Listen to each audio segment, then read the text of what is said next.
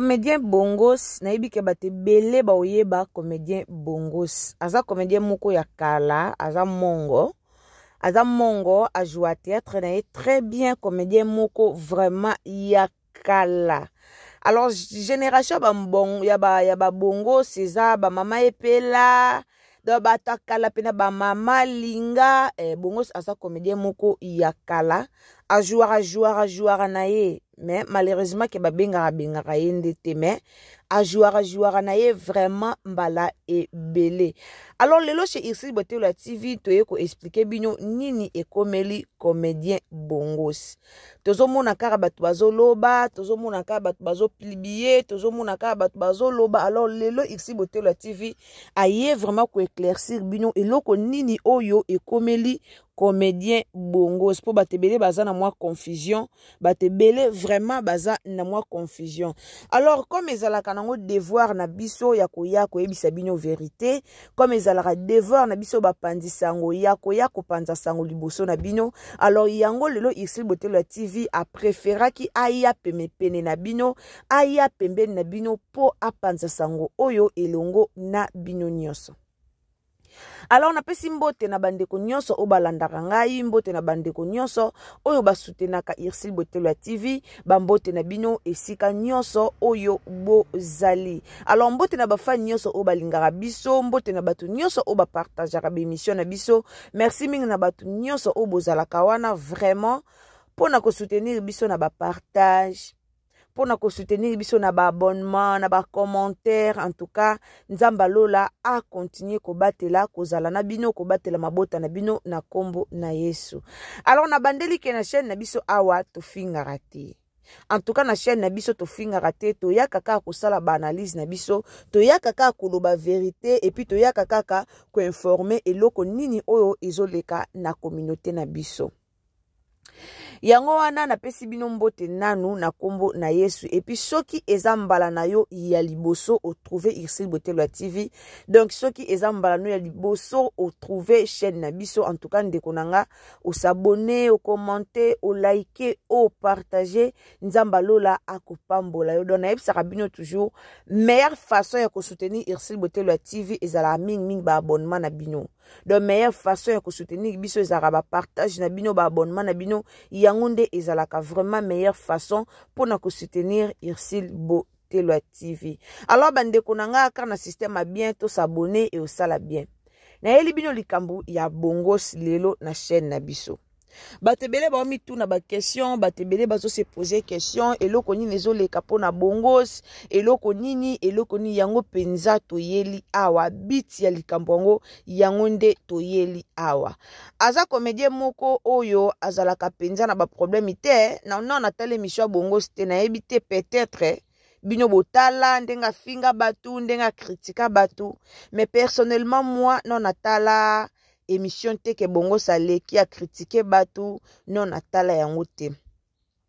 Bongos autaka ko jouer série moka jouaka epa ya Belleville, jouaka pe pa Belleville, si a jouer na famille Bota, a jouaka film o na bosani titre nango o Milo, azalaka mwasi ya nani ya papa na biso dingi photographe ya titre na mweza ki photographe, c'est ça. A jouaka pe kuna azalaka ndeko ya nani ya papa na biso autaka poto o Milo abandaka kokende kolinga o Milo penza bomaka libala na ye epai ya papa na biso autaka poto. Alors bandeko nanga Bongos a jouer na ba théâtre belé, il faut ku abenga Bongos, Bellevue esi abenga Bongos, nani susu nani Kevin Sydney abenga Bongos, do babenga kaye partout a jouer kanaye bien. Alors bandeko to se retrouver na vidéo moko oyo ezo circuler na internet, oyo ezo loba makambo ebele pona Bongos. Vidéo wana balobi ke Bongos aza gravement malade, babwake lembasu, ba makambo ebele. Alors Irsil Botelwa ayeko expliquer bino par rapport ya vidéo wana. Bande onanga vidéo wana soki bolandi bien, na bato penza o batalaka, na bato penza o basalaka penza ba analyse na ba analyste vraiment, bato pena ba yebi makambango ndenge zalaka. Soki olandeli bien omona ke vidéo wana eza tournage bandeko. Pota ya mbasu ezaka na modèle wana te. Vidéo wana eza tournage et na batebele bayoki mawa et na batebele ba se poser ba question ebele eza na batebele oyo balobi po na vidéo wana. Alors vidéo wana obomoni e circuler na réseaux sociaux ezali pota ya mbasu ya normalité ezali nango tournage. Mutu a filma ki vidéo wana eza Palmiche Ayake. Ya Palmiche Ayake nde a filma ki vidéo wana na cadre kaka ya bango ba comédien, na cadre kaka ya musala na bango, a filma ki na ya tena internet, a tena TikTok na ye e bongo simawan e bo a filma ki aloba ki na o esengela ki aloba. Alors batu bazwi yango na bandenge belé, batu musu balobi pourquoi sali bongo, batu musu pe ba pesi faute, batu musu pe balobi te eza tournage.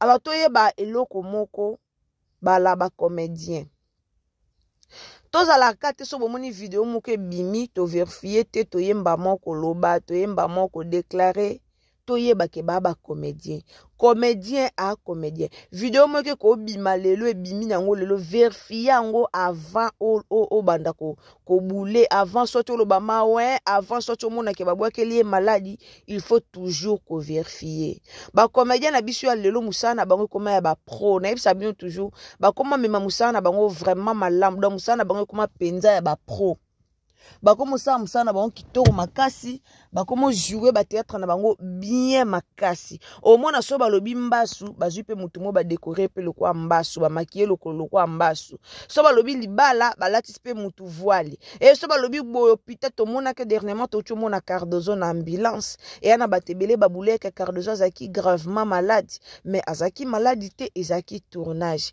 Alors musala théâtre na biso Congo et mata niveau d'autant musala théâtre et mata niveau toza batu moko to s'attendre na nyonso.